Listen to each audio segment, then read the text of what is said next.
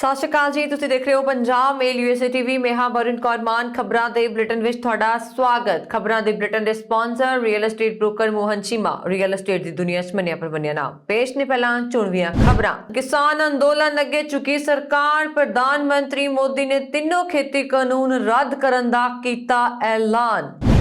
ਨਵੇਂ ਵਰੇ ਦੇ ਜਸ਼ਨਾਂ ਵਿੱਚ ਲੋਕ ਵੱਡੀ ਗਿਣਤੀ 'ਚ ਨਿਊਯਾਰਕ ਦੇ ਟਾਈਮ ਸਕੁਏਅਰ ਪੁੱਜਣ। Mayor Bill de Blasio. Canada ਦੇ BC ਵਿੱਚ ਹੜ੍ਹ ਨਾਲ ਤਬਾਹੀ। ਸਿੱਖ ਭਾਈਚਾਰੇ ਨੇ ਲੋਕਾਂ ਦੀ ਮਦਦ ਲਈ ਕਿਰਾਏ ਤੇ ਲਏ ਹੈਲੀਕਾਪਟਰ। ਆਸਟ੍ਰੇਲੀਆ ਦੇ ਪ੍ਰਧਾਨ ਮੰਤਰੀ ਵੱਲੋਂ ਗੁਰੂ ਨਾਨਕ ਦੇਵ ਜੀ ਦੇ ਪ੍ਰਕਾਸ਼ ਪੁਰਬ ਦੀਆਂ ਵਧਾਈਆਂ। ਬੀਜਿੰਗ ਓਲੰਪਿਕ ਦੇ ਕੂਟਨੀਤਿਕ ਬਾਈਕਾਟ ਤੇ ਵਿਚਾਰ ਕਰ ਰਿਹਾ ਅਮਰੀਕਾ। ਰਿਪੋਰਟ। ਭਾਰਤ ਨੇ ਕੈਨੇਡਾ ਬੈਠੇ ਰਣਜੀਤ ਔਜਲਾ ਸਣੇ 8 ਜਾਣਿਆਂ ਦੀ ਮੰਗੀ ਹਵਾਲਗੀ। ਭਾਰਤੀ ਦੂਤਘਰ ਤੇ ਹਮਲਾ ਕਰਨ ਵਾਲੇ ਸ਼ਖਸ ਨੂੰ ਤਾਲਿਬਾਨ ਨੇ ਬਣਾਇਆ ਕਾਬੁਲ ਦਾ ਗਵਰਨਰ। ਤੇ ਹੁਣ ਇਹਨਾਂ ਖਬਰਾਂ ਦਾ ਵਿਸਥਾਰ।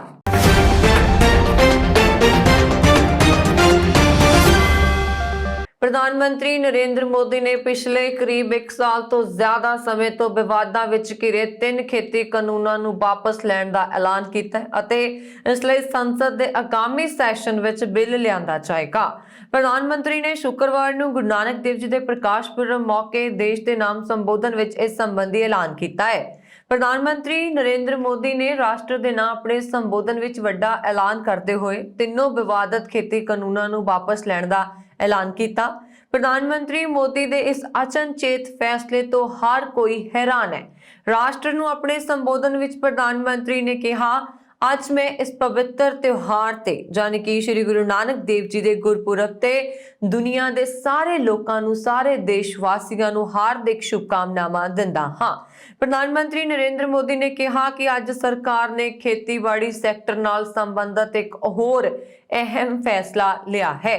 ਜ਼ੀਰੋ ਬਜਟ ਖੇਤੀ ਭਾਵ ਕੁਦਰਤੀ ਖੇਤੀ ਨੂੰ ਉਤਸ਼ਾਹਿਤ ਕਰਨ ਲਈ ਦੇਸ਼ ਦੀਆਂ ਬਦਲਦੀਆਂ ਲੋੜਾਂ ਨੂੰ ਧਿਆਨ ਵਿੱਚ ਰੱਖਦੇ ਹੋਏ ਵਿਗਿਆਨਕ ਢੰਗ ਨਾਲ ਫਸਲਾਂ ਦੇ ਪੈਟਰਨ ਨੂੰ ਬਦਲਣਾ, MSP ਨੂੰ ਹੋਰ ਪ੍ਰਭਾਵਸ਼ਾਲੀ ਅਤੇ ਪਾਰਦਰਸ਼ੀ ਬਣਾਉਣ ਲਈ ਭਵਿੱਖ ਨੂੰ ਧਿਆਨ ਵਿੱਚ ਰੱਖਦਿਆਂ ਅਜਿਹੇ ਸਾਰੇ ਵਿਸ਼ਿਆਂ ਤੇ ਫੈਸਲੇ ਲੈਣ ਲਈ ਇੱਕ ਕਮੇਟੀ ਦਾ ਗਠਨ ਕੀਤਾ ਜਾਏਗਾ। ਇਸ ਕਮੇਟੀ ਵਿੱਚ ਕੇਂਦਰ ਸਰਕਾਰ, ਸੂਬਾ ਸਰਕਾਰਾਂ, ਕਿਸਾਨ, ਖੇਤੀ ਵਿਗਿਆਨੀ, ਖੇਤੀ ਅਰਬ ਸ਼ਾਸਤਰ ਦੇ ਨੁਮਾਇੰਦੇ ਸ਼ਾਮਲ ਹੋਣਗੇ। ਇਸ ਵਾਰ ਨਵੇਂ ਸਾਲ ਤੇ 31 ਦਸੰਬਰ ਨੂੰ ਨਿਊਯਾਰਕ ਦੇ ਟਾਈਮ ਸਕੁਆਇਰ ਵਿਖੇ ਨਵਾਂ ਸਾਲ 2022 ਨੂੰ ਜੀ ਆਇਆਂ ਕਹਿਣ ਲਈ ਵਿਸ਼ੇਸ਼ ਰੰਗਾਰੰਗ ਪ੍ਰੋਗਰਾਮ ਹੋਣਗੇ ਤੇ ਭਾਰੀ ਗਿਣਤੀ ਵਿੱਚ ਲੋਕ ਇਸ ਵਿੱਚ ਸ਼ਾਮਲ ਹੋਣਗੇ। ਨਿਊਯਾਰਕ ਦੇ ਨਵੇਂ ਬਣੇ ਮੇਅਰ ਬਿਲ ਡੀ ਬਲਾਸੀਓ ਨੇ ਮੀਡੀਆ ਨਾਲ ਰੂਬਰੂ ਹੁੰਦਿਆਂ ਕਿਹਾ ਕਿ ਮਹਾਮਾਰੀ ਦੇ ਸ਼ਾਂਤ ਹੋਣ ਤੋਂ ਬਾਅਦ ਇਹ ਜਸ਼ਨ ਰੱਖੇ ਗਏ ਨੇ। ਉਹਨਾਂ ਨੇ ਕਿਹਾ ਕਿ ਪਿਛਲੇ ਸਾਲ ਇਹ ਜਸ਼ਨ ਨਹੀਂ ਹੋ ਰਹੇ ਸਨ ਕਿਉਂਕਿ ਕਰੋਨਾ ਸੀ। ਬਲਾਸੀਓ ਨੇ ਕਿਹਾ, ਲੋਕ ਜਿੰਨੇ ਮਰਜ਼ੀ ਆ ਸਕਦੇ ਨੇ ਪਰ ਸ਼ਰਤ ਇਹ ਹੈ ਕਿ ਉਹਨਾਂ ਦੇ ਪੂਰੀ ਤਰ੍ਹਾਂ ਟੀਕਾ ਲਗਵਾਇਆ ਹੋਵੇ, ਉਹੀ ਉੱਥੇ ਜਸ਼ਨਾਂ ਵਿੱਚ ਸ਼ਾਮਲ ਹੋ ਸਕਣਗੇ। ਜਿਨ੍ਹਾਂ ਨੂੰ ਡਾਕਟਰੀ ਕਾਰਨਾਂ ਕਰਕੇ ਟੀਕਾ ਨਹੀਂ ਲੱਗਿਆ, ਉਹਨਾਂ ਕੋਲ ਉਸ ਦਿਨ 72 ਘੰਟੇ ਪਹਿਲਾਂ ਦਾ ਕਰੋਨਾ ਨਕਾਰਾਤਮਕ ਟੈਸਟ ਹੋਣਾ ਜ਼ਰੂਰੀ ਹੋਏਗਾ। ਉਹਨਾਂ ਨੇ ਕਿਹਾ, ਅਸੀਂ ਚਾਹੁੰਦੇ ਹਾਂ ਕਿ ਲੋਕ ਵੱਧ ਤੋਂ ਵੱਧ ਇਹਨਾਂ ਜਸ਼ਨਾਂ ਵਿੱਚ ਸ਼ਾਮਲ ਹੋਣ ਤੇ ਜਸ਼ਨ ਮਨਾਉਣ। ਪਹਿਲਾਂ ਕਰੋਨਾ ਦੀ ਮਾਰ ਤੇ ਹੁਣ ਹੜ੍ਹਾਂ ਦੀ ਮਾਰ। ਕੈਨੇਡਾ ਦੇ ਸੂਬੇ ਬ੍ਰਿਟਿਸ਼ ਕੋਲੰਬੀਆ ਵਿੱਚ ਆਏ ਭਾਰੀ ਹੜ੍ਹਾਂ ਨੇ ਤਬਾਹੀ ਮਚਾਈ ਹੋਈ ਹੈ। ਦੱਸ ਦਈਏ ਕਿ ਬ੍ਰਿਟਿਸ਼ ਕੋਲੰਬੀਆ ਵਿੱਚ ਸਭ ਤੋਂ ਵੱਧ ਪੰਜਾਬੀ ਵਸਦੇ ਨੇ। ਇੱਥੇ ਹੜ੍ਹਾਂ ਕਰਕੇ ਕਈ ਲੋਕਾਂ ਦੀ ਜਾਨ ਜਾ ਚੁੱਕੀ ਹੈ। ਵੱਡੀ ਗਿਣਤੀ ਵਿੱਚ ਲੋਕ ਬੇਘਰ ਹੋ ਰਹੇ ਨੇ, ਸ਼ਹਿਰ ਛੱਡਣ ਨੂੰ ਮਜਬੂਰ ਹੋ ਰਹੇ ਨੇ। ਲੋਕਾਂ ਦੇ ਡੰਗਰਾਂ, ਪਸ਼ੂਆਂ ਦੀ ਮੌਤ ਹੋ ਗਈ ਹੈ। ਹੜ੍ਹਾਂ ਨੇ ਇਲਾਕੇ ਦੇ ਕਈ ਸ਼ਹਿਰਾਂ ਨੂੰ ਵੱਖ ਕਰ ਦਿੱਤਾ ਹੈ। ਲੋਕ ਦਵਾਈਆਂ, ਖਾਣੇ ਤੇ ਹੋਰ ਜ਼ਰੂਰੀ ਵਸਤਾਂ ਤੋਂ ਵੀ ਤੰਗ ਹੋਏ ਪਏ ਨੇ। ਐਮਰਜੈਂਸੀ ਐਲਾਨ ਦਿੱਤੀ ਗਈ ਹੈ। ਇਸੇ ਵਿਚਾਲੇ BC ਦਾ ਸਿੱਖੀ ਭਾਈਚਾਰਾ ਬਿਪਤਾ ਮੌਕੇ ਹਮੇਸ਼ਾ ਵਾਂਗ ਸੇਵਾ ਵਿੱਚ ਡਟ ਗਿਆ ਹੈ। ਸੰਗਤ ਵੱਲੋਂ ਗੁਰਦੁਆਰਿਆਂ 'ਚ ਤਿਆਰ ਲੰਗਰ ਫਸੇ ਹੋਏ ਲੋਕਾਂ ਤੱਕ ਪਹੁੰਚਾਉਣ ਲਈ ਪ੍ਰਾਈਵੇਟ ਹੈਲੀਕਾਪਟਰ ਕਿਰਾਏ ਤੇ ਲੈ ਕੇ ਨੇ।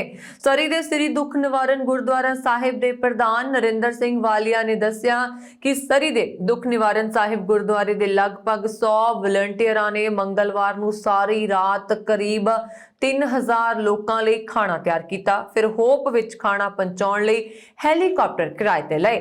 ਖਾਲਸਾ ਏਡ ਦੇ ਵਲੰਟੀਅਰ ਵੱਲੋਂ ਵੀ ਹਮੇਸ਼ਾ ਵਾਂਗ ਲੋਕਾਂ ਦੀ ਮਦਦ ਕੀਤੀ ਜਾ ਰਹੀ ਹੈ। ਖਾਲਸਾ ਏਡ ਦੇ ਨੈਸ਼ਨਲ ਡਾਇਰੈਕਟਰ ਜਤਿੰਦਰ ਸਿੰਘ ਨੇ ਦੱਸਿਆ ਕਿ ਲੋਕਾਂ ਤੱਕ ਖਾਣ ਪੀਣ ਦੀਆਂ ਚੀਜ਼ਾਂ ਪਹੁੰਚਾਈਆਂ ਜਾ ਰਹੀਆਂ ਨੇ। ਪੂਰੀ ਰਾਤ ਗੱਡੀਆਂ ਵਿੱਚ ਲੋਕਾਂ ਤੱਕ ਪੀਜ਼ਾ, ਗੁਰੂ ਘਰ ਤੋਂ ਤਿਆਰ ਕੀਤਾ ਲੰਗਰ ਪਹੁੰਚਾਇਆ ਗਿਆ। ਵੈਨਕੂਵਰ ਟੀਮ ਵੱਲੋਂ ਗੁਰੂ ਘਰ ਵਿੱਚ 300 ਬੰਦਿਆਂ ਦਾ ਲੰਗਰ ਤਿਆਰ ਕੀਤਾ ਗਿਆ। ਜਿਹੜੇ ਘਰ ਛੱਡ ਕੇ ਜਾ ਰਹੇ ਹਨ ਉਹਨਾਂ ਲੋਕਾਂ ਨੂੰ ਐਮਰਜੈਂਸੀ ਸੇਵਾਵਾਂ ਪਹੁੰਚਾਈਆਂ ਜਾ ਰਹੀਆਂ ਨੇ। ਜਦੋਂ ਤੱਕ ਇਹ ਐਮਰਜੈਂਸੀ ਖਤਮ ਨਹੀਂ ਹੋ ਜਾਂਦੀ ਉਦੋਂ ਤੱਕ ਸੇਵਾਵਾਂ ਚੱਲਦੀਆਂ ਰਹਿਣਗੀਆਂ। ਆਸਟ੍ਰੇਲੀਆ ਦੇ ਪ੍ਰਧਾਨ ਮੰਤਰੀ ਸਕਾਟ ਮੌਰਿਸਨ ਨੇ ਗੁਰੂ ਨਾਨਕ ਸਾਹਿਬ ਦੇ ਪ੍ਰਕਾਸ਼ ਪੁਰਬ ਉੱਤੇ ਦੁਨੀਆ ਭਰ ਵਿੱਚ ਵਸਦੇ ਸਿੱਖਾਂ ਦੇ ਨਾਂ ਵਧਾਈ ਸੰਦੇਸ਼ ਜਾਰੀ ਕੀਤਾ ਹੈ। ਉਹਨਾਂ ਨੇ ਰਾਜਧਾਨੀ ਕੈਨਬਰਾ ਤੋਂ ਜਾਰੀ ਆਪਣੇ ਸੰਦੇਸ਼ ਵਿੱਚ ਗੁਰੂ ਸਾਹਿਬ ਦੀਆਂ ਮਨੁੱਖਤਾ ਦੀ ਭਲਾਈ ਲਈ ਦਿੱਤੀਆਂ ਸਿੱਖਿਆਵਾਂ ਦਾ ਜ਼ਿਕਰ ਕਰਦਿਆਂ ਕਿਹਾ, ਮਹਾਮਾਰੀ ਵਿੱਚ ਲੰਘੇ 2 ਸਾਲਾਂ ਨੇ ਸਾਨੂੰ ਮੁੜ ਚੇਤੇ ਕਰਵਾਇਆ ਹੈ ਕਿ ਜ਼ਿੰਦਗੀ ਦੀ ਪ੍ਰਫੁੱਲਤਾ ਨੇ ਅਸਲ ਮਾਇਨੇ ਕੀ ਨੇ। ਸਕਾਟ ਮੌਰਿਸਨ ਨੇ ਕਿਹਾ ਕਿ ਆਸਟ੍ਰੇਲੀਆ ਦਾ ਸਿੱਖ ਭਾਈਚਾਰਾ ਗੁਰੂ ਸਾਹਿਬ ਦੇ ਫਲਸਫੇ ਤੇ ਚੱਲਦਿਆਂ ਮਨੁੱਖਤਾ ਦੇ ਭਲਾਈ ਕਾਰਜਾਂ ਵਿੱਚ ਹਮੇਸ਼ਾ ਅੱਗੇ ਰਿਹਾ ਹੈ। ਜਦੋਂ ਕਦੇ ਵੀ ਲੋੜ ਪੈਣ ਤੇ ਭਾਈਚਾਰੇ ਨੂੰ ਆਵਾਜ਼ ਦਿੱਤੀ ਗਈ ਤਾਂ ਉਸ ਵੱਲੋਂ ਹਮੇਸ਼ਾ ਉਤਸ਼ਾਹ ਨਾਲ ਸੇਵਾ ਕਾਰਜਾਂ ਨੂੰ ਨੇਪਰੇ ਚਾੜਿਆ ਗਿਆ ਅਤੇ ਆਸਟ੍ਰੇਲੀਆਈ ਭਾਈਚਾਰੇ ਨੇ ਇਹ ਪ੍ਰਤੱਖ ਦੇਖਿਆ ਕਿ ਕੋਈ ਵੀ ਚੁਣੌਤੀ ਵੱਡੀ ਨਹੀਂ ਹੁੰਦੀ ਜੇਕਰ ਉਸ ਨੂੰ ਨਜਿੱਠਣ ਲਈ ਸਾਂਝੇ ਉਦਮ ਕੀਤੇ ਜਾਣ। ਇਸੇ ਤਰ੍ਹਾਂ ਸੇਵਾ ਦਾ ਹਰ ਇੱਕ ਕਾਰਜ ਆਸਟ੍ਰੇਲੀਆ ਦੇ ਕੌਮਾਂਤਰੀ ਬਹੁ ਸੱਭਿਆਚਾਰਕ ਭਾਈਚਾਰੇ ਵੱਲੋਂ ਸਫਲਤਾ ਦਾ ਲਿਸ਼ਕਵਾਂ ਪ੍ਰਮਾਣ ਹੈ। ਆਗਾਮੀ ਬੀਜਿੰਗ ਵਿੰਟਰ 올림픽 ਖੇਡਾਂ ਦੇ ਦ੍ਰਿਸ਼ਟੀਕੋਣ ਨੂੰ ਦੇਖਦਿਆਂ ਅਮਰੀਕੀ ਪ੍ਰਸ਼ਾਸਨ ਇਸ ਦੇ ਕੂਟਨੀਤਿਕ ਬਾਈਕਾਟ ਤੇ ਵਿਚਾਰ ਕਰ ਰਿਹਾ ਹੈ, ਪਰ ਅਜੇ ਤੱਕ ਇਹ ਅੰਤਮ ਨਤੀਜੇ ਤੇ ਨਹੀਂ ਪਹੁੰਚਿਆ ਹੈ। ਵਾਸ਼ਿੰਗਟਨ ਪੋਸਟ ਦੀ ਇੱਕ ਰਿਪੋਰਟ ਵਿੱਚ ਸੀਨੀਅਰ ਅਧਿਕਾਰੀਆਂ ਦੇ ਹਵਾਲੇ ਨਾਲ ਕਿਹਾ ਗਿਆ ਹੈ ਕਿ ਅਮਰੀਕੀ ਰਾਸ਼ਟਰਪਤੀ ਜੋ ਬਾਈਡਨ ਵੱਲੋਂ ਜਲਦੀ ਹੀ ਅਮਰੀਕੀ ਅਧਿਕਾਰੀਆਂ ਨੂੰ ਖੇਡਾਂ ਵਿੱਚ ਨਾ ਭੇਜਣ ਦੀ ਸਿਫਾਰਿਸ਼ ਨੂੰ ਮਨਜ਼ੂਰੀ ਦੇਣ ਦੀ ਉਮੀਦ ਹੈ। ਦੱਸਦੇ ਕਿ ਵਾਈਟ ਹਾਊਸ ਆਮ ਤੌਰ ਤੇ 올림픽 ਦੇ ਉਦਘਾਟਨੀ ਅਤੇ ਸਮਾਪਤੀ ਸਮਾਰੋਹ ਲਈ ਵਫਦ ਭੇਜਦਾ ਹੈ, ਪਰ ਇਸ ਵਾਰ ਫੈਲਾਅ ਬਦਲਣ ਦੀ ਉਮੀਦ ਹੈ। ਬੇਸ਼ੱਕ ਹਾਲ ਹੀ ਵਿੱਚ ਬਾਈਡਨ ਅਤੇ ਉਹਨਾਂ ਦੇ ਚੀਨੀ ਹਮਰੁਤਬਾ ਸ਼ੀ ਜਿਨਪਿੰਗ ਵਿਚਕਾਰ ਹਾਲ ਹੀ ਵਿੱਚ ਹੋਈ ਵਰਚੁਅਲ ਮੀਟਿੰਗ ਦੌਰਾਨ ਇਹ ਮੁੱਦਾ ਸਾਹਮਣੇ ਨਹੀਂ ਆਇਆ, ਪਰ ਅਮਰੀਕਾ 'ਚ ਚੋਟੀ ਦੇ ਅਮਰੀਕੀ ਸੰਸਦ ਮੈਂਬਰਾਂ ਵੱਲੋਂ ਕੂਟਨੀਤਿਕ ਬਾਈਕਾਟ ਦੇ ਸੱਦੇ ਦੀ ਵਕਾਲਤ ਕੀਤੀ ਗਈ ਹੈ। ਸਦਨ ਦੀ ਸਪੀਕਰ ਨੈਂਸੀ ਪੈਲੋਸੀ ਨੇ ਅਜਿਹੇ ਬਾਈਕਾਟ ਦੀ ਮੰਗ ਕੀਤੀ ਹੈ ਜੋ ਚੀਨ ਵੱਲੋਂ ਮਨੁੱਖੀ ਅਧਿਕਾਰਾਂ ਦੀ ਉਲੰਘਣਾ ਦਾ ਵਿਰੋਧ ਕਰਨ ਲਈ ਇੱਕ ਕਦਮ ਸੀ। ਹਾਲਾਂਕਿ ਵਾਈਟ ਹਾਊਸ ਨੇ ਇਸ ਮਾਮਲੇ 'ਚ ਫਿਲਹਾਲ ਕੁਝ ਵੀ ਕਹਿਣ ਤੋਂ ਇਨਕਾਰ ਕਰ ਦਿੱਤਾ ਹੈ। CNN ਨੇ ਮੰਗਲਵਾਰ ਨੂੰ ਡਿਪਟੀ ਪ੍ਰੈਸ ਸਕੱਤਰ ਐਂਡਰਿਊ ਬੇਟਸ ਦੇ ਹਵਾਲੇ ਨਾਲ ਕਿਹਾ, ਮੇਰੇ ਕੋਲ ਇਸ ਵਿਸ਼ੇ ਤੇ ਜੋੜਨ ਲਈ ਕੁਝ ਨਹੀਂ ਹੈ। ਇਹ ਰਿਪੋਰਟ ਉਦੋਂ ਆਉਂਦੀ ਹੈ ਜਦੋਂ ਅਮਰੀਕੀ ਵਿਦੇਸ਼ ਮੰਤਰੀ ਐਂਟਨੀ ਬਲਿੰਕਨ ਨੇ ਇਸ ਮਹੀਨੇ ਦੇ ਸ਼ੁਰੂ 'ਚ ਕਿਹਾ ਸੀ ਕਿ ਵਾਸ਼ਿੰਗਟਨ ਅਤੇ ਇਸ ਦੇ ਸਹਿਯੋਗੀ ਬੀਜਿੰਗ 올림픽 ਬਾਰੇ ਸਰਗਰਮ ਗੱਲਬਾਤ ਵਿੱਚ ਨੇ। ਹਜ਼ਾਰਾਂ ਕਰੋੜ ਰੁਪਏ ਦੇ ਜਗਦੀਸ਼ ਭੋਲਾ ਨਸ਼ਾ ਤਸਕਰੀ ਮਾਮਲੇ ਵਿੱਚ 8 ਜਾਣਿਆਂ ਦੀ ਹਵਾਲਗੀ ਲਈ ਭਾਰਤ ਸਰਕਾਰ ਵੱਲੋਂ ਕੈਨੇਡਾ ਨੂੰ ਗੁਜ਼ਾਰਿਸ਼ ਕੀਤੀ ਗਈ ਹੈ। ਹਿੰਦੁਸਤਾਨ ਟਾਈਮਜ਼ ਦੀ ਰਿਪੋਰਟ ਮੁਤਾਬਕ ਕੈਨੇਡਾ ਵਿੱਚ ਰਹਿ ਰਹੇ ਰਣਜੀਤ ਸਿੰਘ ਔਸਲਾ, ਗੁਰਸੇਵਕ ਸਿੰਘ ਢਿੱਲੋਂ, ਸਰਬਜੀਤ ਸਿੰਘ ਸੰਦਰ, ਲੈਬਰ ਸਿੰਘ, ਅਮਰਜੀਤ ਸਿੰਘ ਕੂਨਰ, ਪ੍ਰਦੀਪ ਸਿੰਘ ਧਾਲੀਵਾਲ ਅਤੇ ਅਮਰਿੰਦਰ ਸਿੰਘ ਸ਼ੀਨਾ ਵਿਰੁੱਧ ਭਾਰਤ ਸਰਕਾਰ ਮੁਕੱਦਮਾ ਚਲਾਉਣਾ ਚਾਹੁੰਦੀ ਹੈ। ਕਾਬੁਲ 'ਚ ਭਾਰਤੀ ਦੂਤਘਰ ਤੇ ਹਮਲਾ ਕਰਨ ਵਾਲੇ ਅੱਤਵਾਦੀ ਨੂੰ ਤਾਲਿਬਾਨ ਨੇ ਹੁਣ ਅਫਗਾਨਿਸਤਾਨ ਦੀ ਰਾਜਧਾਨੀ ਦਾ ਨਵਾਂ ਗਵਰਨਰ ਨਿਯੁਕਤ ਕਰ ਦਿੱਤਾ ਹੈ। ਅਲ-ਕਾਇਦਾ ਅਤੇ ਪਾਕਿਸਤਾਨ ਦੀ ਖੁਫੀਆ ਏਜੰਸੀ ISI ਨਾਲ ਸੰਬੰਧ ਰੱਖਣ ਵਾਲੇ ਕਾਰੀ ਬਰਿਆਲ ਨੂੰ ਕਾਬੁਲ ਦਾ ਗਵਰਨਰ ਨਿਯੁਕਤ ਕਰਨ ਦਾ ਫੈਸਲਾ ਭਾਰਤ ਦੇ ਪੱਖ ਵਿੱਚ ਨਹੀਂ ਹੈ।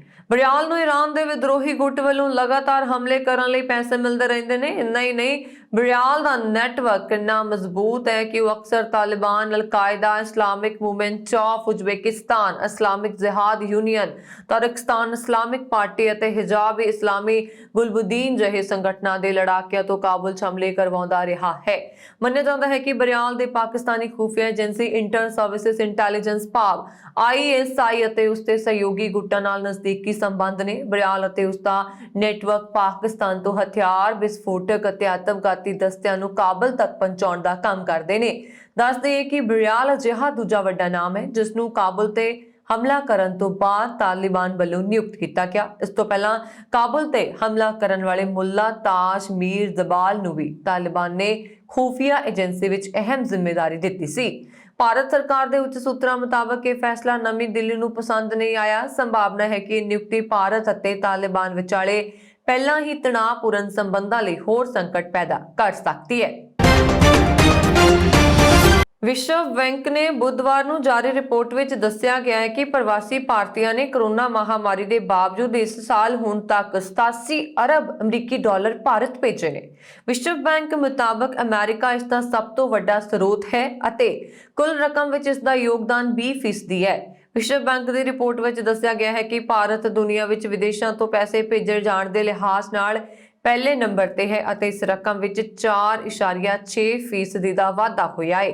ਰਿਪੋਰਟ ਵਿੱਚ ਦੱਸਿਆ ਗਿਆ ਹੈ ਕਿ ਦੂਜੀ ਤਿਮਾਹੀ ਦੌਰਾਨ ਕੋਵਿਡ-19 ਦੇ ਮਾਮਲਿਆਂ ਅਤੇ ਮੌਤਾਂ ਦੀ ਗੰਭੀਰਤਾ ਨੂੰ ਦੇਖਦੇ ਹੋਏ ਪਰਉਪਕਾਰੀ ਕਾਰਜ ਕਰਨ ਲਈ ਪ੍ਰਵਾਸੀ ਭਾਰਤੀਆਂ ਵੱਲੋਂ ਭੇਜੇ ਗਏ ਪੈਸਿਆਂ ਨੇ ਇੱਕ ਪ੍ਰਮੁੱਖ ਭੂਮਿਕਾ ਨਿਭਾਈ ਹੈ। ਪ੍ਰਵਾਸੀ ਭਾਰਤੀਆਂ ਦੁਆਰਾ ਭੇਜੇ ਗਏ ਪੈਸੇ ਵਿੱਚ ਆਕਸੀਜਨ ਟੈਂਕ ਦੀ ਖਰੀਦ ਦੇ ਲਈ ਭੇਜੀ ਗਈ ਰਕਮ ਸ਼ਾਮਲ ਹੈ। ਰਿਪੋਰਟ ਵਿੱਚ ਦੱਸਿਆ ਗਿਆ ਹੈ ਕਿ ਭਾਰਤ ਤੋਂ ਬਾਅਦ ਚੀਨ, ਮੈਕਸੀਕੋ, ਫਿਲੀਪੀਨਜ਼ ਅਤੇ ਮਿਸਰ ਨੇ ਇਸ ਰਕਮ ਵਿੱਚ 2022 ਤੱਕ ਹੋਰ ਵਾਧਾ ਹੋਣ ਅਤੇ ਇਸ ਦੇ 99.6 ਅਰਬ ਅਮਰੀਕੀ ਡਾਲਰ ਤੱਕ ਪੁੱਜਣ ਦਾ ਅਨੁਮਾਨ ਹੈ। ਵਿਸ਼ਵ ਬੈਂਕ ਨੇ ਕਿਹਾ ਕਿ ਘੱਟ ਅਤੇ ਮੱਧ ਆਮਦਨ ਵਾਲੇ ਦੇਸ਼ਾਂ ਵਿੱਚ ਵਿਦੇਸ਼ਾਂ 'ਚੋਂ ਭੇਜੀ ਗਈ ਰਕਮ 2021 ਵਿੱਚ 7.3% ਵੱਧ ਕੇ 599 ਅਰਬ ਅਮਰੀਕੀ ਡਾਲਰ ਤੱਕ ਪੁੱਜਣ ਦਾ ਅਨੁਮਾਨ ਹੈ। ਕੌਮਾਂਤਰੀ ਮੰਦੀ ਦੇ ਬਾਵਜੂਦ ਵਿਦੇਸ਼ਾਂ ਤੋਂ ਪੈਸਾ ਭੇਜਣ ਵਿੱਚ ਸਿਰਫ 1.7% ਦੀ ਕਮੀ ਆਈ ਸੀ। ਕੈਨੇਡਾ ਦੇ ਬ੍ਰਿਟਿਸ਼ ਕੋਲੰਬੀਆ ਸੂਬੇ ਵਿੱਚ ਮੀਂਹ ਅਤੇ ਹੜ੍ਹਾਂ ਨੇ ਭਾਰੀ ਤਬਾਹੀ ਮਚਾ ਦਿੱਤੀ ਹੈ। ਜਿੱਥੇ ਇਹਨਾਂ ਦਾ ਇਨਸਾਨਾਂ ਤੇ ਮਾੜਾ ਅਸਰ ਪਿਆ, ਉੱਥੇ ਜਾਨਵਰਾਂ ਨੂੰ ਵੀ ਬਿਪਤਾ ਪਾ ਦਿੱਤੀ ਗਈ ਹੈ। ਇਨ੍ਹਾਂ ਹੜ੍ਹਾਂ ਕਾਰਨ ਸੂਬੇ ਭਰ ਵਿੱਚ ਹੁਣ ਤੱਕ ਹਜ਼ਾਰਾਂ ਪਸ਼ੂਆਂ ਦੀ ਮੌਤ ਹੋ ਚੁੱਕੀ ਹੈ, ਜਦਕਿ ਹਜ਼ਾਰਾਂ ਪਸ਼ੂ ਚਾਰਾ ਨਾ ਮਿਲਣ ਕਾਰਨ ਭੁੱਖ ਹੜਤਾਲ ਨਾਲ ਜੂਝ ਰਹੇ ਨੇ। BC ਦੀ ਮਹਿਲਾ ਖੇਤੀਬਾੜੀ ਮੰਤਰੀ ਲਾਨਾ ਫੌਫਮ ਨੇ ਕੈਨੇਡਾ ਦੀਆਂ ਸਾਰੀਆਂ ਫੀਡ ਮਿੱਲਾਂ ਨੂੰ ਇਨ੍ਹਾਂ ਪਸ਼ੂਆਂ ਲਈ ਚਾਰਾ ਮੁਹੱਈਆ ਕਰਵਾਉਣ ਦੀ ਅਪੀਲ ਕੀਤੀ ਹੈ। ਬ੍ਰਿਟਿਸ਼ ਕੋਲੰਬੀਆ ਦੀ ਖੇਤੀਬਾੜੀ ਮੰਤਰੀ ਲਾਨਾ ਪੌਫਮ ਨੇ ਕਿਹਾ ਕਿ ਸੂਬੇ ਦੇ ਖੇਤੀਬਾੜੀ ਖੇਤਰ ਖਾਸ ਕਰਕੇ ਫਰੇਜ਼ਰ ਵੈਲੀ ਅਤੇ ਇਹ ਬਹੁਤ ਸਮਾਂ ਮੁਸ਼ਕਲ ਵਾਲਾ ਹੈ। 2 ਦਿਨ ਪਏ ਭਾਰੀ ਮੀਂਹ ਤੇ ਹੜ੍ਹਾਂ ਕਾਰਨ ਹਜ਼ਾਰਾਂ ਪਸ਼ੂਆਂ ਦੀ ਜਾਨ ਚਲੀ ਗਈ ਹੈ ਤੇ ਹਜ਼ਾਰਾਂ ਪਸ਼ੂ ਮੁਸ਼ਕਲ ਵਿੱਚ ਫਸੇ ਹੋਏ ਨੇ। ਉਹਨਾਂ ਕੋਲ ਖਾਣ ਲਈ ਚਾਰਾ ਤੱਕ ਨਹੀਂ ਹੈ ਤੇ ਉਹ ਭੁੱਖ ਨਾਲ ਜੂਝ ਰਹੇ ਨੇ। ਕਈ ਫਾਰਮ ਹਾਊਸ ਪਾਣੀ ਵਿੱਚ ਡੁੱਬੇ ਹੋਏ ਨੇ, ਜਿੱਥੇ ਪਸ਼ੂਆਂ ਨੂੰ ਕੱਢ ਕੇ ਸੁਰੱਖਿਅਤ ਥਾਵਾਂ ਤੇ ਲਿਜਾਣ ਦਾ ਯਤਨ ਕੀਤਾ ਜਾ ਰਿਹਾ ਹੈ। ਫ੍ਰਿਜ਼ਨੋ ਪੁਲਿਸ ਦੇ ਦੱਸਣ ਮੁਤਾਬਕ ਉਹਨਾਂ ਬੀਤੇ ਮੰਗਲਵਾਰ ਇੱਕ ਸ਼ੱਕੀ ਵਿਅਕਤੀ ਨੂੰ ਉਸ ਸਮੇਂ ਗ੍ਰਿਫਤਾਰ ਕੀਤਾ ਜਦੋਂ ਉਸਨੇ ਇੱਕ ਹੋਰ ਸ਼ਖਸ ਤੇ ਤਲਵਾਰ ਨਾਲ ਹਮਲਾ ਕਰ ਦਿੱਤਾ। ਪੁਲਿਸ ਦੇ ਦੱਸਣ ਮੁਤਾਬਕ ਜਾਦਵਿੰਦਰ ਸਿੰਘ ਨੂੰ ਮਾਰਕਸ ਅਤੇ ਹਰਨਡ ਐਵੇਨਿਊਜ਼ ਦੇ ਖੇਤਰ ਵਿੱਚ ਅਧਿਕਾਰੀਆਂ ਨੂੰ ਬੁਲਾਏ ਜਾਣ ਤੋਂ ਬਾਅਦ ਗ੍ਰਿਫਤਾਰ ਕੀਤਾ ਗਿਆ, ਜਿੱਥੇ 2 ਵਿਅਕਤੀ ਆਪਸ ਵਿੱਚ ਲੜ ਰਹੇ ਸਨ, ਜਿਨ੍ਹਾਂ ਵਿੱਚੋਂ ਇੱਕ ਤਲਵਾਰ ਨਾਲ ਲੈਸ ਸੀ। ਜਦੋਂ ਪੁਲਿਸ ਅਧਿਕਾਰੀ ਮੌਕੇ ਤੇ ਪਹੁੰਚੇ ਤਾਂ ਉਹਨਾਂ ਨੇ ਸਟਾਰਬਕਸ ਦੇ ਬਾਹਰ ਇੱਕ 41 ਸਾਲਾ ਵਿਅਕਤੀ ਨੂੰ ਦੇਖਿਆ, ਜਿਸ ਦੀ ਸੱਜੀ ਬਾਂਹ ਤੇ ਫੱਟ ਲੱਗਿਆ ਸੀ। ਸਥਾਨਕ ਹਸਪਤਾਲ ਲਿਜਾਣ ਤੋਂ ਪਹਿਲਾਂ ਇੱਕ ਅਧਿਕਾਰੀ ਨੇ ਆਦਮੀ ਦੀ ਬਾਂਹ ਤੇ ਟੂਨਕੇਟ ਲਗਾਇਆ, ਜਿਸ ਸਮੇਂ ਉਹ ਇਸ ਸਮੇਂ ਸਰਜਰੀ ਵਿੱਚ ਹੈ। ਅਧਿਕਾਰੀਆਂ ਦਾ ਕਹਿਣਾ ਹੈ ਕਿ ਟੂਨਕੇਟ ਦੀ ਵਰਤੋਂ ਨੇ ਪੀੜਤ ਦੀ ਜਾਨ ਬਚਾਈ ਸੀ। ਪੁਲਿਸ ਘਟਨਾ ਦੀ ਜਾਂਚ ਕਰ ਰਹੀ ਹੈ ਤੇ ਉਹਨਾਂ ਪਬਲਿਕ ਨੂੰ ਇਸ ਘਟਨਾ ਸੰਬੰਧੀ ਜਾਣਕਾਰੀ ਦੇਣ ਲਈ ਕਿਹਾ ਹੈ। ਪੰਜਾਬ ਦੇ ਮੁੱਖ ਮੰਤਰੀ ਚਰਨਜੀਤ ਸਿੰਘ ਚੰਨੀ ਨੇ ਭਾਰਤ ਅਤੇ ਪਾਕਿਸਤਾਨ ਦੀਆਂ ਕੌਮੀ ਸਰਕਾਰਾਂ ਨੂੰ ਗੁਰਦੁਆਰਾ ਸ੍ਰੀ ਕਰਤਾਰਪੁਰ ਸਾਹਿਬ ਦੇ ਦਰਸ਼ਨਾਂ ਲਈ ਜਾਣ ਲਈ ਪ੍ਰਵਾਨਗੀ ਲੈਣ ਦੀ ਪ੍ਰਕਿਰਿਆ ਨੂੰ ਸਰਲ ਬਣਾਉਣ ਦੀ ਅਪੀਲ ਕੀਤੀ ਹੈ। ਸ੍ਰੀ ਕਰਤਾਰਪੁਰ ਸਾਹਿਬ ਤੋਂ ਪਰਤਣ ਉਪਰੰਤ ਪੱਤਰਕਾਰਾਂ ਨਾਲ ਗੱਲਬਾਤ ਕਰਦਿਆਂ ਮੁੱਖ ਮੰਤਰੀ ਨੇ ਕਿਹਾ ਕਿ ਮਹਾਮਾਰੀ ਤੋਂ ਬਾਅਦ ਲਾਂਘੇ ਦਾ ਖੁੱਲ੍ਹਣਾ ਬਹੁਤ ਹੀ ਇਤਿਹਾਸਕ ਮੌਕਾ ਹੈ। ਹਾਲਾਂਕਿ ਉਹਨਾਂ ਨੇ ਕਿਹਾ ਕਿ ਭਾਰਤ ਅਤੇ ਪਾਕਿਸਤਾਨ ਦੀਆਂ ਕੌਮੀ ਸਰਕਾਰਾਂ ਨੂੰ ਇਸ ਪਵਿੱਤਰ ਅਸਥਾਨ ਵਿਖੇ ਨਤਮਸਤਕ ਹੋਣ ਲਈ ਜਾਣ ਵਾਸਤੇ ਪ੍ਰਵਾਨਗੀ ਹਾਸਲ ਕਰਨ ਦੀ ਪ੍ਰਕਿਰਿਆ ਸੁਖਾਲੀ ਬਣਾਉਣ ਲਈ ਠੋਸ ਯਤਨ ਕਰਨੇ ਚਾਹੀਦੇ ਨੇ। ਮੁੱਖ ਮੰਤਰੀ ਚੰਨੀ ਨੇ ਕਿਹਾ ਕਿ ਇਹ ਕਦਮ ਸੰਗਤ ਨੂੰ ਇਹ ਪਾਵਨ ਅਸਥਾਨ ਦੇ ਦਰਸ਼ਨਾਂ ਲਈ ਜਾਣ ਵਾਸਤੇ ਸਹੂਲਤਾਂ ਪ੍ਰਦਾਨ ਕਰਨ ਲਈ ਸਹਾਈ ਹੋਏਗਾ, ਜਿਸ ਨਾਲ ਲੋਕਾਂ ਸਮਾਂ, ਪੈਸਾ ਤੇ ਊਰਜਾ ਬਚੇਗੀ। ਇਸ ਦੌਰਾਨ ਮੁੱਖ ਮੰਤਰੀ ਨੇ ਇਹ ਵੀ ਕਿਹਾ ਕਿ ਸੂਬਾ ਸਰਕਾਰ ਸ਼ਰਧਾਲੂਆਂ ਨੂੰ ਇਸ ਪਵਿੱਤਰ ਅਸਥਾਨ ਤੇ ਨਤਮਸਤਕ ਹੋਣ ਦੇ ਯੋਗ ਬਣਾਉਣ ਲਈ ਜਲਦ ਹੀ ਸੂਬੇ ਭਰ ਤੋਂ ਮੁਫਤ ਬੱਸਾਂ ਸੇਵਾ ਸ਼ੁਰੂ ਕਰੇਗੀ। ਉਹਨਾਂ ਨੇ ਕਿਹਾ ਕਿ ਬੱਸਾਂ ਸ੍ਰੀ ਕਰਤਾਰਪੁਰ ਸਾਹਿਬ ਦੇ ਦਰਸ਼ਨਾਂ ਲਈ ਆਗਿਆ ਲੈਣ ਵਾਲੇ ਸ਼ਰਧਾਲੂਆਂ ਦੀ ਸਹੂਲਤ ਲਈ ਲਾਂਘੇ ਤੱਕ ਚੱਲਣਗੀਆਂ। ਮੁੱਖ ਮੰਤਰੀ ਚੰਨੀ ਨੇ ਕਿਹਾ ਕਿ ਪੰਜਾਬ ਸਰਕਾਰ ਸੂਬੇ ਦੇ ਹਰ ਵਰਗ ਦੀ ਭਲਾਈ ਲਈ ਵਚਨਬੱਧ ਹੈ। ਪੰਜਾਬ ਦੀਆਂ ਸਰਹੱਦਾਂ ਤੋਂ ਵਪਾਰ ਸ਼ੁਰੂ ਕਰਨ ਦੀ ਗੱਲ ਕਰਦਿਆਂ ਮੁੱਖ ਮੰਤਰੀ ਨੇ ਕਿਹਾ ਕਿ ਭਾਰਤ ਅਤੇ ਪਾਕਿਸਤਾਨ ਦੀਆਂ ਦੋਵੇਂ ਕੌਮੀ ਸਰਕਾਰਾਂ ਨੂੰ ਇਸ ਤਰੀਕੇ ਵਪਾਰ ਸ਼ੁਰੂ ਕਰਨ ਲਈ ਵਿਚਾਰ ਕਰਨਾ ਚਾਹੀਦਾ ਹੈ। ਉਹਨਾਂ ਨੇ ਕਿਹਾ ਇਸ ਸੂਬੇ ਵਿੱਚ ਬੇਮਿਸਾਲ ਤਰੱਕੀ ਅਤੇ ਖੁਸ਼ਹਾਲੀ ਦੇ ਨਵੇਂ ਯੁੱਗ ਦੀ ਸ਼ੁਰੂਆਤ ਕਰਨ ਵਿੱਚ ਸਹਾਈ ਹੋਏਗਾ। ਮੁੱਖ ਮੰਤਰੀ ਚੰਨੀ ਨੇ ਕਿਹਾ ਕਿ ਇਹ ਖਿੱਤੇ ਵਿੱਚ ਆਰਥਿਕ ਗਤੀਵਿਧੀਆਂ ਨੂੰ ਹੁਲਾਰਾ ਦੇਣ ਦੇ ਨਾਲ-ਨਾਲ ਦੋਵਾਂ ਦੇਸ਼ਾਂ ਦਰਮਿਆਨ ਲੋਕਾਂ ਦੇ ਮੇਲ-ਜੋਲ ਵਿੱਚ ਸੁਧਾਰ ਕਰਨ ਵਿੱਚ ਵੀ ਮਦਦ ਕਰੇਗਾ। ਸ਼੍ਰੀ ਗੁਰੂ ਨਾਨਕ ਦੇਵ ਜੀ ਦਾ 552ਵਾਂ ਪ੍ਰਕਾਸ਼ ਪੁਰਬ ਪੂਰੀ ਦੁਨੀਆ ਵਿੱਚ ਧੂਮਧਾਮ ਨਾਲ ਮਨਾਇਆ ਜਾ ਰਿਹਾ ਹੈ। ਆਸਟ੍ਰੇਲੀਆ ਵਿੱਚ ਵੀ ਪ੍ਰਕਾਸ਼ ਪੁਰਬ ਮਨਾਇਆ ਜਾ ਰਿਹਾ ਹੈ। ਇਸ ਦੌਰਾਨ ਦੱਖਣੀ ਆਸਟ੍ਰੇਲੀਆ ਦੀ ਰਾਜਧਾਨੀ ਐਡੀਲੇਡ ਵਿੱਚ ਕਈ ਪ੍ਰੋਗਰਾਮ ਆਯੋਜਿਤ ਕੀਤੇ ਜਾ ਰਹੇ ਹਨ। ਇੱਥੇ ਬਹੁ ਗਿਣਤੀ ਵਿੱਚ ਸਿੱਖਾਂ ਸਮੇਤ ਭਾਰਤੀਆਂ ਨੇ ਗੁਰਪੁਰਬ ਮਨਾਉਣ ਦੇ ਲਈ ਪੂਰੀ ਤਿਆਰੀਆਂ ਕੀਤੀਆਂ। ਦੱਖਣੀ ਆਸਟ੍ਰੇਲੀਆ ਦੇ ਇਤਿਹਾਸ ਵਿੱਚ ਪਹਿਲੀ ਵਾਰ ਖੇਤਰ ਦੇ ਹਿਸਾਬ ਦੇ ਨਾਲ ਆਸਟ੍ਰੇਲੀਆ ਦੇ ਸੂਬਿਆਂ ਤੇ ਖੇਤਰਾਂ 'ਚ ਚੌਥਾ ਸਭ ਤੋਂ ਵੱਡਾ, ਜਨਸੰਖਿਆ ਦੇ ਹਿਸਾਬ ਨਾਲ ਪੰਜਵਾਂ ਸਭ ਤੋਂ ਵੱਡਾ ਸੂਬਾ ਸ੍ਰੀ ਗੁਰੂ ਗ੍ਰੰਥ ਸਾਹਿਬ ਜੀ ਦਾ ਪ੍ਰਕਾਸ਼ ਪੁਰਬ ਸੰਸਦ ਭਵਨ ਦੇ ਅੰਦਰ ਹੋਇਆ। ਇਹ ਸਾਰਿਆਂ ਦੇ ਲਈ ਮਾਣ ਵਾਲੀ ਗੱਲ ਹੈ ਕਿ ਪਵਿੱਤਰ ਗੁਰੂ ਗ੍ਰੰਥ ਸਾਹਿਬ ਜੀ ਦੱਖਣੀ ਆਸਟ੍ਰੇਲੀਆ ਸੰਸਦ ਭਵਨ ਵਿੱਚ ਸਜਾਏ ਗਏ। ਵਿਧਾਨ ਪਰਿਸ਼ਦ ਦੇ ਆਸਟ੍ਰੇਲੀਆ ਲੇਬਰ ਪਾਰਟੀ ਦੇ ਮੈਂਬਰ ਰਸੇਲ ਵਾਟਲੀ ਨੇ ਇਸ ਦਾ ਆਯੋਜਨ ਕੀਤਾ। ਰਸੇਲ ਵਾਟਲੀ ਨੇ ਕਿਹਾ ਕਿ ਮੈਂ ਕਈ ਤਿਉਹਾਰਾਂ, ਪ੍ਰੋਗਰਾਮਾਂ, ਗੁਰਦੁਆਰਿਆਂ ਤੇ ਵਿਆਹਾਂ ਵਿੱਚ ਹਿੱਸਾ ਲਿਆ ਹੈ। ਮੈਨੂੰ ਲੱਗਦਾ ਹੈ ਕਿ ਮੇਰਾ ਸਿੱਖਾਂ ਦੇ ਨਾਲ ਡੂੰਘਾ ਸੰਬੰਧ ਹੈ। ਇਹ ਬਹਾਦਰ ਯੋਧੇ ਨੇ। ਵਾਟਲੀ ਨੇ ਉਸ ਸਭਾ ਨੂੰ ਸੰਬੋਧਨ ਕੀਤਾ ਜਿਸ ਵਿੱਚ ਭਾਰਤੀ ਭਾਈਚਾਰੇ ਦੇ ਪਤਵੰਤ ਲੋਕਾਂ ਦੇ ਨਾਲ-ਨਾਲ ਦੱਖਣੀ ਆਸਟ੍ਰੇਲੀਆਈ ਸਿਆਸਤਦਾਨ ਵੀ ਸਨ।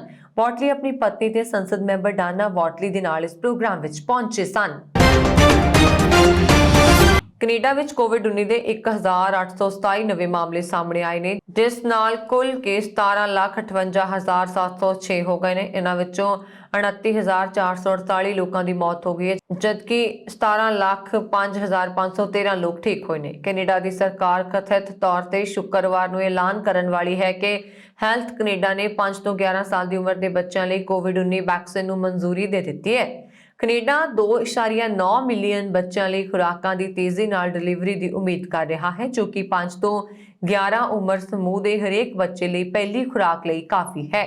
ਕੈਨੇਡਾ ਦੇ ਸਭ ਤੋਂ ਵੱਧ ਆਬਾਦੀ ਵਾਲੇ ਸੂਬੇ ਓਨਟਾਰੀਓ ਵਿੱਚ 24 ਸਤੰਬਰ ਤੋਂ ਬਾਅਦ ਕੋਵਿਡ-19 ਦੇ 711 ਨਵੇਂ ਕੇਸਾਂ ਤੇ ਵੀਰਵਾਰ ਨੂੰ 5 ਮੌਤਾਂ ਦੇ ਨਾਲ ਰੋਜ਼ਾਨਾ ਸਭ ਤੋਂ ਵੱਧ ਨਵੇਂ ਕੇਸਾਂ ਦੀ ਰਿਪੋਰਟ ਕੀਤੀ ਗਈ। समाचार एजेंसी शनुआ की रिपोर्ट मुताबक आज की रिपोर्ट मुताबक ओंटारियो विच लैब द्वारा कुल 6,09,429 मामलों की पुष्टि हुई, जिस विच 9,955 मौतां शामिल ने।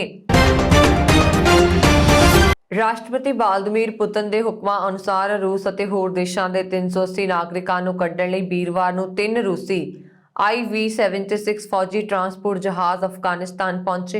रक्षा मंत्रालय ने यह जानकारी दिंदियां कहा कि लोगों को कढ़ण की प्रक्रिया जारी है। रक्षा मंत्रालय ने यह जानकारी दी है और कहा कि लोगों को कढ़ण की प्रक्रिया चालू है। रक्षा मंत्रालय ने कहा कि अफगानिस्तान तो रूसी संघ के 380 तो वध नागरिकों को कढ़ण लई फौजी ट्रांसपोर्ट जहाज नूं रवाना किया गया। CSTO के मैंबर रांझा यूक्रेन और अफगानिस्तान लिए मदद की व्यवस्था की है। मंत्रालय ने कहा कि इन्हां 3 जहाज़ों में अफगानिस्तान के लोगों लई मनुखी सहायता वजों 36 टन भोजन समग्री भेजी गई सी। सिंगापुर की अदालत ने ड्रग्स तस्करी के मामले में एक होर भारतीय मूल के व्यक्ति नूं मौत की सजा सुनाई गई है। इस तो कुछ दिन पहला मलेशिया का एक 33 साला भारतीय मूल का शख्स नागेंद्रन नशीले पदार्थों की तस्करी के मामले में मौत की सजा के खिलाफ अपील हार गया सी। कोरोना कारण उसकी सजा के अमल नूं कुछ दिन लई रोक दिता गया। इत्थों दे हाई कोर्ट ने मलेशिया के 39 साला भारतीय मूल के व्यक्ति नूं मौत की सजा सुनाई है। उस कोल 2018 च ड्रग्स का एक बैग बरामद होया सी। इस तरह के मामले च मौत की सजा पाउण वाला दूजा भारतीय मूल का व्यक्ति है। मीडिया विच आईयां खबरां मुताबक हाई कोर्ट ने बीते बुधवार नूं सफाई सुपरवाइजर मुनीसामी राममूर्त नूं दोषी करार दिता सी। 26 जनवरी 2018 नूं ड्रग्स भरे बैग नाल गिरफ्तार किया गया। बैग विच 6.3 किलोग्राम दाणेदार पदार्थ सी। जांच तो बाद उस 57.54 ग्राम हैरोइन मिली। जांच ओडरे लिम दा आदेश सोमवार नूं जारी किया गया, जिस च सजा का जिक्र किया गया। दसणयोग है कि सिंगापुर के कानून तहत 15 ग्राम तो वध हैरोइन मिलन ते मौत की सजा मिल सकती है। इस तो कुछ हफ्ते पहला मलेशिया के 33 साला भारतीय मूल के नागेंद्र के धर्मलिंगन नूं ड्रग्स तस्करी के मामले में भी मौत की सजा दी गई सी। इस साल गिनीज वर्ल्ड रिकॉर्ड के मौके कई लोगों ने अपनी प्रतिभा का प्रदर्शन किया ते विश्व रिकॉर्ड कायम किया। लोगों ने बैक फ्लिपिंग, जिमनास्ट तो लैके हत्थां ते तुरदे हुए कार खिंचण तक ते हुनर दिखाए। बुधवार नूं 18वें सालाना GWR दिवस मौके जनकी गिनी वर्ल्ड रिकॉर्ड दिवस मौके दुनिया भर के प्रतिभावान लोगों ने लगभग हर रिकॉर्ड नूं चुनौती दी है। पुराने रिकॉर्ड तोड़ते हुए नवे रिकॉर्ड कायम किए। 29 साला एशले वाटसन ने कहा कि जेकर तुसीं गिनीज वर्ल्ड रिकॉर्ड का खिताब हासिल करना चाहते ਚਾਹੁੰਦੇ ਹੋ ਤਾਂ ਫੈਸਲਾ ਕਰੋ ਤੇ ਕੁਝ ਵੀ ਕਰ ਸਕਦੇ। ਇਹਨਾਂ ਵਿੱਚੋਂ ਇੱਕ ਬ੍ਰਿਟਿਸ਼ ਜਿਮਨਾਸਟ ਨੇ ਇੱਕ ਵਾਰ ਹਵਾ ਵਿੱਚ ਸਭ ਤੋਂ ਲੰਬੀ ਬੈਕ ਫਲਿਪ ਕਰਦੇ ਹੋਏ ਆਪਣਾ ਹੀ ਰਿਕਾਰਡ ਤੋੜ ਦਿੱਤਾ ਤੇ ਇਸ ਵਾਰ ਉਹ 6 ਮੀਟਰ ਤੱਕ ਹਵਾ ਵਿੱਚ ਬੈਕ ਫਲਿਪ ਕਰਨ ਵਿੱਚ ਸਫਲ ਰਹੇ। ਉਹਨਾਂ ਨੇ ਕਿਹਾ ਕਿ ਆਪਣੇ ਅੰਦਰ ਦੇਖੋ ਤੇ ਲੱਭੋ ਕਿ ਤੁਸੀਂ ਕਿਸ ਵਿੱਚ ਚੰਗੇ ਹੋ। ਦੇਖੋ ਰਿਕਾਰਡ ਕੀ ਹੈ। ਜਿੰਨਾ ਹੋ ਸਕੇ ਸਖਤ ਟ੍ਰੇਨਿੰਗ ਲਓ ਤੇ ਸਭ ਕੁਝ ਭੁੱਲ ਕੇ ਸਿਰਫ ਕੁਝ ਕਰ ਜਾਓ।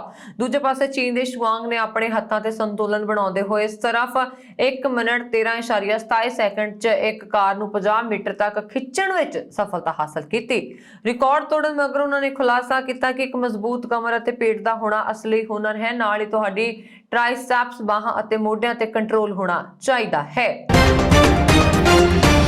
ਪੰਜਾਬ ਵਿਧਾਨ ਸਭਾ ਚੋਣਾਂ ਤੋਂ ਪਹਿਲਾਂ ਇੱਕ ਹੋਰ ਵੱਡਾ ਸਿਆਸੀ ਧਮਾਕਾ ਹੋ ਸਕਦਾ ਹੈ। ਵੀਰਵਾਰ ਨੂੰ ਕੇਜਰੀਵਾਲ ਦਾ ਗ੍ਰੇਟ ਖਲੀ ਨਾਲ ਮੁਲਾਕਾਤ ਕੀਤੀ ਹੈ। ਇਸ ਦੌਰਾਨ ਉਹਨਾਂ ਨੇ ਕਿਹਾ ਕਿ ਦਿੱਲੀ ਵਿੱਚ ਬਿਜਲੀ, ਪਾਣੀ, ਸਕੂਲ, ਹਸਪਤਾਲ ਵਿੱਚ ਕੀਤੇ ਕੰਮ ਖਲੀ ਜੀ ਨੂੰ ਬਹੁਤ ਪਸੰਦ ਆਏ। ਹੁਣ ਇਹ ਸਭ ਕੰਮ ਪੰਜਾਬ ਵਿੱਚ ਵੀ ਕਰਨੇ ਨੇ। ਅਸੀਂ ਸਾਰੇ ਮਿਲ ਕੇ ਪੰਜਾਬ ਨੂੰ ਬਦਲਾਂਗੇ। ਇਸ ਤੋਂ ਸੰਕੇਤ ਹੈ ਕਿ ਗ੍ਰੇਟ ਖਲੀ ਨੂੰ ਚੋਣਾਂ ਵਿੱਚ ਉਤਾਰਿਆ ਜਾ ਸਕਦਾ ਹੈ। ਦੱਸ ਦਈਏ ਕਿ ਪੰਜਾਬ ਵਿੱਚ ਅਗਲੇ ਸਾਲ ਵਿਧਾਨ ਸਭਾ ਚੋਣਾਂ ਹੋਣਗੀਆਂ। ਉਸ ਤੋਂ ਪਹਿਲਾਂ ਦਾ ਗ੍ਰੇਟ ਖਲੀ ਨਾਲ ਕੇਜਰੀਵਾਲ ਦੀ ਇਹ ਮੁਲਾਕਾਤ ਕਾਫੀ ਮਹੱਤਵਪੂਰਨ ਹੈ। ਕਿਆਸ ਲਗਾਏ ਜਾ ਰਹੇ ਨੇ ਕਿ ਦਾ ਗ੍ਰੇਟ ਖਲੀ ਪੰਜਾਬ ਵਿਧਾਨ ਸਭਾ ਚੋਣਾਂ ਲੜ ਸਕਦੇ ਨੇ। ਕੇਜਰੀਵਾਲ ਨੇ ਮੁਲਾਕਾਤ ਤੋਂ ਬਾਅਦ ਟਵੀਟ ਕਰਕੇ ਲਿਖਿਆ, ਪੂਰੀ ਦੁਨੀਆ 'ਚ ਭਾਰਤ ਦਾ ਨਾਮ ਰੌਸ਼ਨ ਕਰਨ ਵਾਲੇ ਰੈਸਲਰ ਦਾ ਗ੍ਰੇਟ ਖਲੀ ਜੀ ਨਾਲ ਮੁਲਾਕਾਤ ਹੋਈ। ਦਿੱਲੀ ਵਿੱਚ ਬਿਜਲੀ, ਪਾਣੀ, ਸਕੂਲ, ਹਸਪਤਾਲ ਵਿੱਚ ਕੀਤੇ ਕੰਮ ਉਹਨਾਂ ਨੂੰ ਬਹੁਤ ਪਸੰਦ ਆਏ। ਹੁਣ ਇਹ ਸਭ ਕੰਮ ਪੰਜਾਬ ਵਿੱਚ ਕਰਨੇ ਨੇ। ਅਸੀਂ ਸਾਰੇ ਮਿਲ ਕੇ ਪੰਜਾਬ ਨੂੰ ਬਦਲਾਂਗੇ। ਹਾਲਾਂਕਿ ਇਸ ਤੋਂ ਪਹਿਲਾਂ ਸੋਨੂ ਸੂਦ ਨੇ ਵੀ ਕੇਜਰੀਵਾਲ ਨਾਲ ਮੁਲਾਕਾਤ ਕੀਤੀ। ਉਸ ਸਮੇਂ ਕਿਆਸ ਲਗਾਏ ਜਾ ਰਹੇ ਸੀ ਕਿ ਸੋਨੂ ਸੂਦ ਵੀ ਆਮ ਆਦਮੀ ਪਾਰਟੀ 'ਚ ਸ਼ਾਮਲ ਹੋ ਸਕਦੇ ਨੇ, ਪਰ ਉਹਨਾਂ ਨੇ ਅਜੇ ਤੱਕ ਅਜਿਹਾ